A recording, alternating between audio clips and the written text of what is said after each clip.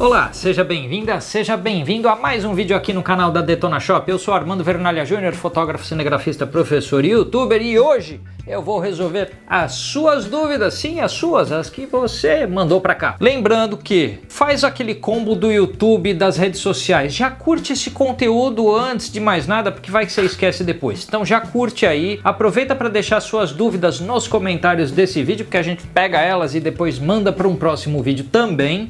Curte, compartilha, se inscreva aqui no canal da Detona, ativa as notificações para não perder nada, segue lá no Instagram e acompanha o blog da Detona Shop. Também me siga nas redes sociais, aí é só jogar meu nome que você me acha em tudo quanto é lugar. Vamos para as suas dúvidas muito duvidosas que vocês mandaram para cá.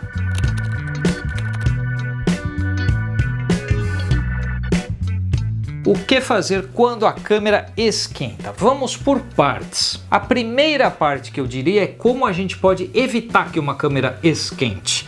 Então, existem aspectos que proporcionam a câmera esquentar mais. Ó, coincidentemente eu estou aqui com um modelo da Panasonic aqui em cima da mesa, e uma das coisas que produz calor numa câmera é o monitor. Então, se a câmera tiver monitor articulado, você afasta a tela do próprio corpo da câmera, então articula ele para que esta fonte de calor específica fique longe da sua câmera. Outra coisa que você pode fazer é dar uma verificada nas especificações de cartão de memória, e daqui a pouco eu sei que a gente tem uma dúvida sobre cartões de memória, eu vou falar mais sobre isso. Mas procure ter cartão de memória cuja velocidade de gravação está sobrando em relação à sua câmera. Porque se o cartão de memória for muito estreito no limite de gravação de dados da câmera, o processo de gravação no cartão gera aquecimento. Então, quanto mais o cartão está sobrando, menos ele é um gargalo ali, menos esforço do processamento da câmera para a gravação vai acontecer, e assim a gente gera um pouco menos de calor. Outras coisas são verificar no manual do seu equipamento os tempos limites de operação. A maioria das câmeras hoje tem lá no menu uma opção de você ser mais restrito no controle de temperatura ou deixar a câmera esquentar mais até um ponto em que ela precisa parar de gravar. Então escolhe aquela opção no menu que atende melhor aos seus tempos de gravação para que isto dure mais. Então isso são algumas coisas básicas. Se a câmera está em cima de um tripé, não fica com a mão o tempo inteiro na câmera, porque isso vai gerar também aquecimento. Então isso são coisas para tentar evitar o aquecimento. Uma vez que ele aconteça, não tem muita escolha além de deixar o equipamento esfriar. A gente só pode fazer com que isso seja mais rápido. Como é que a gente faz isso?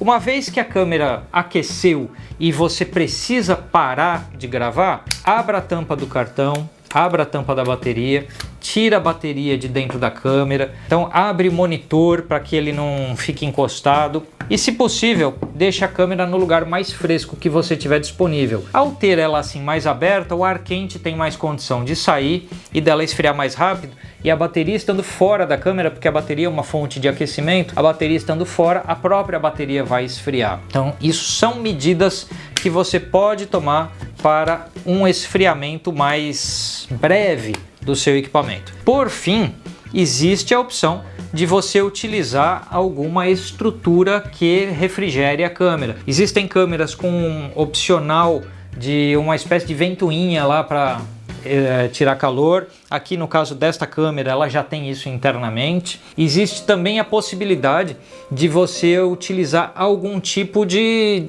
refrigeração, como gelo, uma superfície fria qualquer na qual você possa deixar o equipamento, lógico, com gelo devidamente contido para que a umidade dele não vá parar no seu equipamento.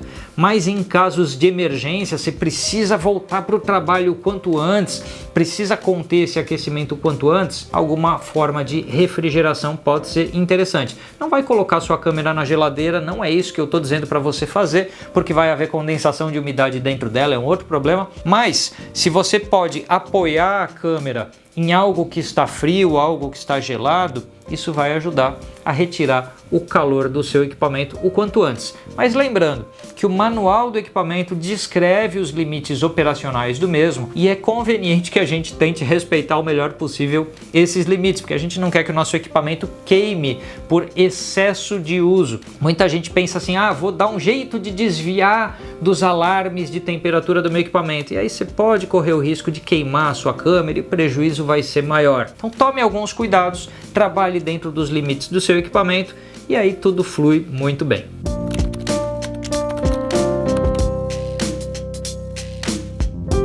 Como escolher um cartão de memória? Primeiro passo, tem algo que eu vou colocar aqui. Eu vou mostrar perto para vocês. Esse cartão aqui foi comprado aqui na Detona Shop. Então eu estou muito tranquilo de mostrar esse cartão. Não sei se a gente vai conseguir focalizar assim tão aproximado ou não. Isso aqui é um cartão da Lexar que foi comprado aqui na Detona para usar numa Canon R8, que é justamente a câmera que a gente está usando para gravar nesse momento, tá? O que acontece? No rótulozinho do cartão, a gente tem um conjunto de informações que envolvem o quantos megabytes por segundo esse cartão é capaz de gravar. Aí isso envolveria uma matemática complicada, que é, uma vez que você pega a sua capacidade de gravação da câmera, por exemplo, em fotos, quantos megabytes tem o arquivo que essa câmera gera? Quantas fotos por segundo ela faz? Multiplica e você tem quantos megabytes por segundo essa câmera faz em fotografia. Compara essa informação com a capacidade de gravação do cartão. Se a capacidade do cartão é acima do que esse volume de dados fotográficos, tudo bem, você está bem. Em vídeo, você teria que multiplicar os megabits por segundo que a câmera grava para saber quanto que ela está gravando em megabytes por segundo depois da conversão de megabits para megabytes. Tem calculador online que faz isso, tá, gente? Não precisa ficar preocupado, não. Então é só colocar lá no buscador converter megabits para megabytes que ele te abre uma calculadora online que faz isso. Então não precisa ficar preocupado.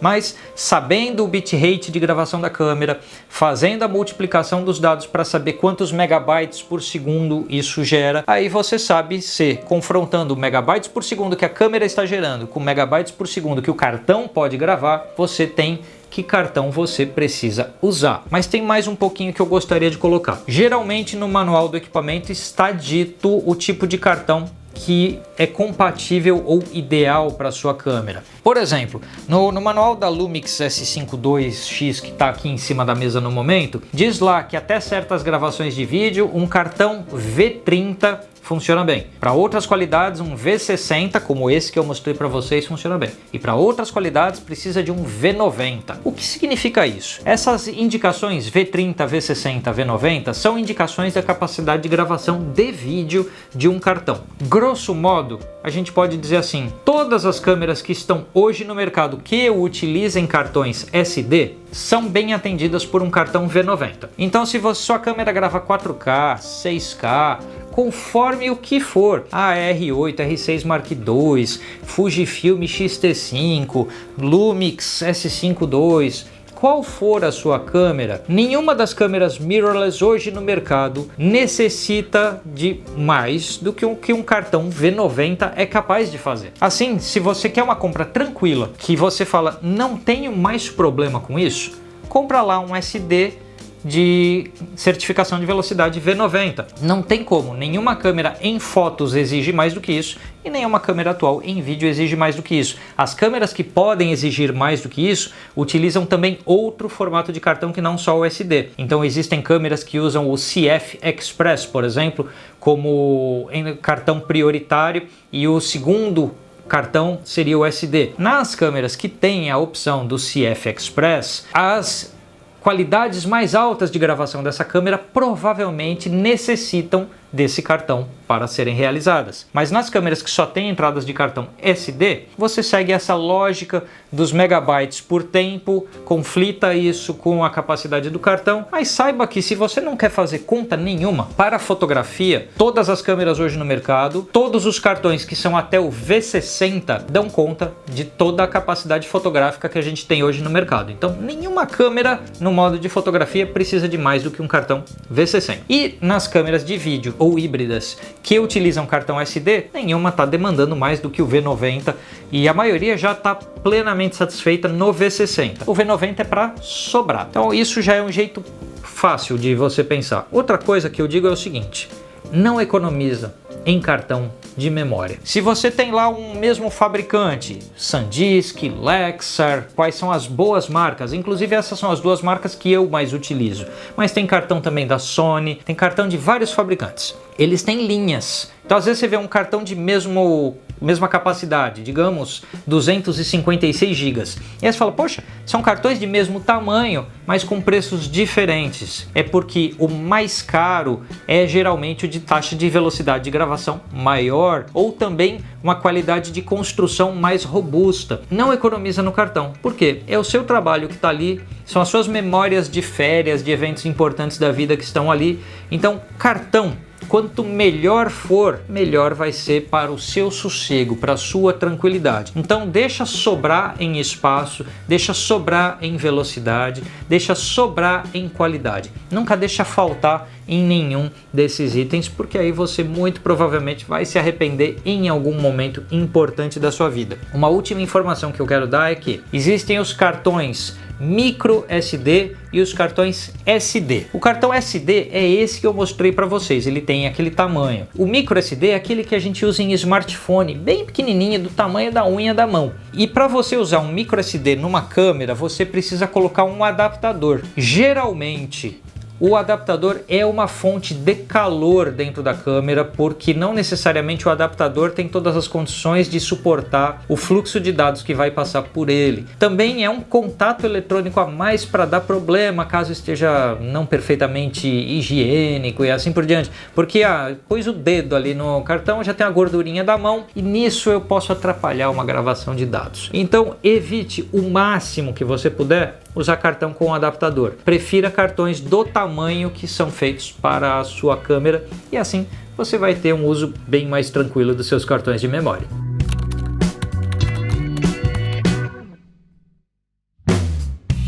Quando a gente fala em edição de foto, existem infinitos programas disponíveis no mercado. A gente tem algumas opções gratuitas, como o Art, que é o Another Hall Therapy, e existem opções pagas de compra fixa, ou seja, uma vez que você pagou, comprou, ele é seu, como por exemplo o Affinity Photo. Existem opções online, como por exemplo aí o Google Fotos, que tem recursos de tratamento de imagem e ele está disponível online no seu smartphone e tudo mais. E existem as opções por assinatura, como os programas da Adobe, o Adobe Photoshop, o Adobe Lightroom. Há muito que se pode debater sobre o que é mais interessante do ponto de vista de consumidor para a gente ter, se pagar uma assinatura mensal, que garante que o seu software está sempre atualizado, mas você tem que sempre ficar pagando. Se comprar uma vez, que aí ele é seu, mas por outro lado, nem sempre ele vai estar atualizado. Se uma opção gratuita, isso cada pessoa tem uma possibilidade diferente e uma possibilidade financeira diferente e uma necessidade diferente. Eu, do ponto de vista que eu sou profissional da área de imagens, eu prefiro que o software esteja sempre atualizado, sempre na melhor qualidade possível. Então eu sou um assinante daqueles serviços da Adobe, então Photoshop, Lightroom e assim por diante. Outras pessoas, conforme as necessidades, podem preferir outras opções.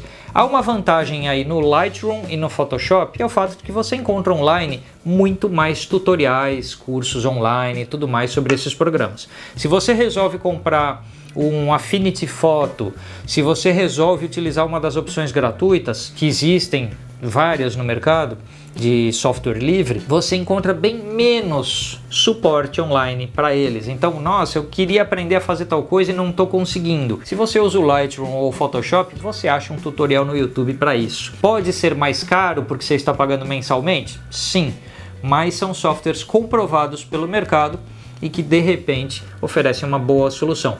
A minha escolha pessoal foi a de trabalhar 99% do meu tempo com o Photoshop. Eu nem sou um usuário frequente do Lightroom. Há pessoas que preferem o Lightroom, há pessoas que preferem o Photoshop. Não dá para eu dar uma resposta objetiva para a sua dúvida, mas uma guia geral de como pensar esse problema, eu acho que eu consegui dar nessa resposta. E eu, pessoalmente, gosto bastante do Photoshop.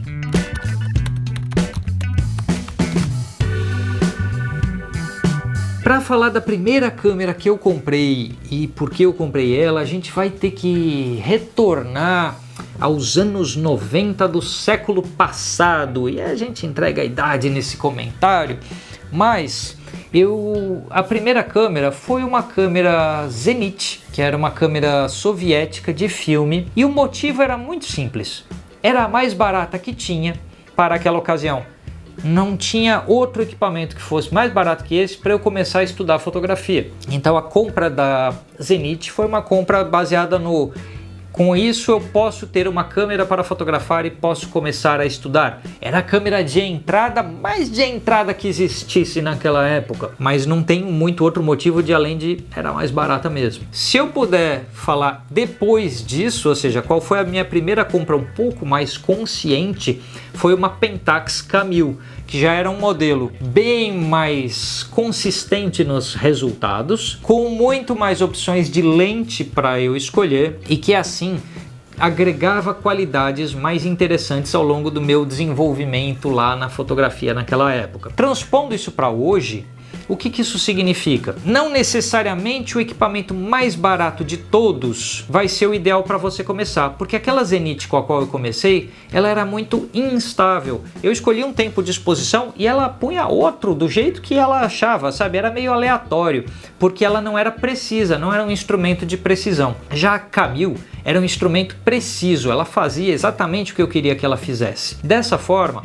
eu aplico a mesma lógica para hoje. De repente você tem uma câmera de entrada que é boa, mas uma câmera um degrau acima dessa pode te acompanhar por mais tempo, por ser um equipamento mais completo, mais preciso e assim por diante. Pense que uma boa câmera é aquela que tiver uma boa opção de lentes para você escolher, porque quanto mais lentes para você escolher, mais opções estéticas você tem na sua fotografia. Então eu portaria para os dias de hoje essa lógica, buscando fabricantes que oferecem um bom conjunto de lentes, que tenham opções não só de entrada, mas também intermediárias. Isso, felizmente, todas as marcas hoje têm isso. Então, Canon, Nikon, Sony, Fujifilm, Panasonic tem boas opções para o mercado. Mas a minha primeira câmera foi isso aí, uma Zenit, e a segunda, que essa foi uma decisão mais consciente, foi uma Pentax K1000. E essas foram as suas dúvidas. Manda suas dúvidas para cá, pode ser lá pelo Instagram, pode ser aqui nos comentários do YouTube, a gente vai juntando algumas dúvidas e põe num próximo vídeo. Se você gostou desse conteúdo, compartilha, não se esquece de dar aquela curtida. Se você não é inscrito ou inscrita por aqui, inscreva-se e aproveite para ativar as notificações, assim você não perde nada. Siga também a Detona Shop no Instagram, acompanhe o blog que sempre tem muita informação por lá. Me siga também nas redes sociais variadas, é só colocar meu nome por aí que você me encontra em tudo quanto é lugar e a gente se vê num próximo vídeo. Até lá!